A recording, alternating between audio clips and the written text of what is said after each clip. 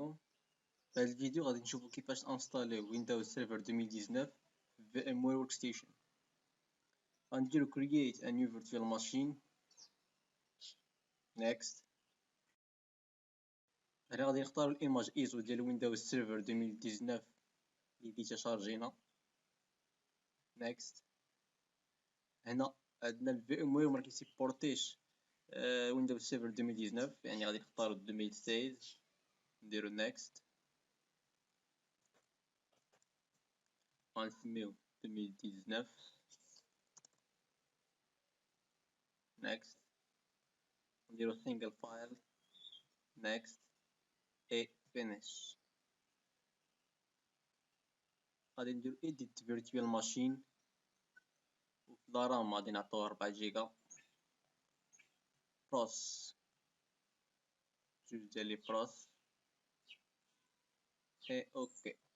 نديرو power on this virtual machine اي فوالا غتبدا الانستالاسيون ديال ويندوز سيرفر 2019.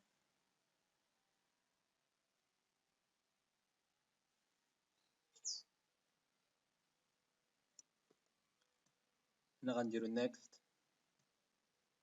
install now. هنا عندنا لو شوا بين ويندوز سيرفر 2019 ستاندار اي داتا سنتر. الفرق الوحيد اللي كاين بين ستاندار داتا سنتر هو في لا فيرتواليزاسيون، يعني في لو نومبر دي ماشين اللي ممكن انستاليو في السيرفر الا كنا دايرين هايبر في. ستاندار الماكسيموم اللي كاين عندنا هو 2 ماشين فيرتوال، مي في داتا سنتر نقدروا نديرو ان نومبر ايليميتي ديال لي ماشين فيرتوال. هنا في هاد التوتوريال غادي نخدمو في ستاندار ايفالويشن ونخدمو ديسكتوب اكسبيرينس، يعني بالانترفاس جرافيك. نديرو next.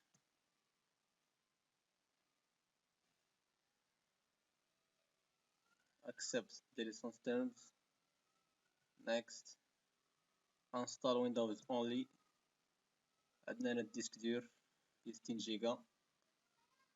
نعرف فيرتوال مي في الغير اكيد غيكون شي حاجه اللي كبيره. اي next. فوالا الانستالاسيون بدات. فوالا هادشي اللي كاين في هاد الفيديو، تلقاو في الفيديو الجاي ان شاء الله.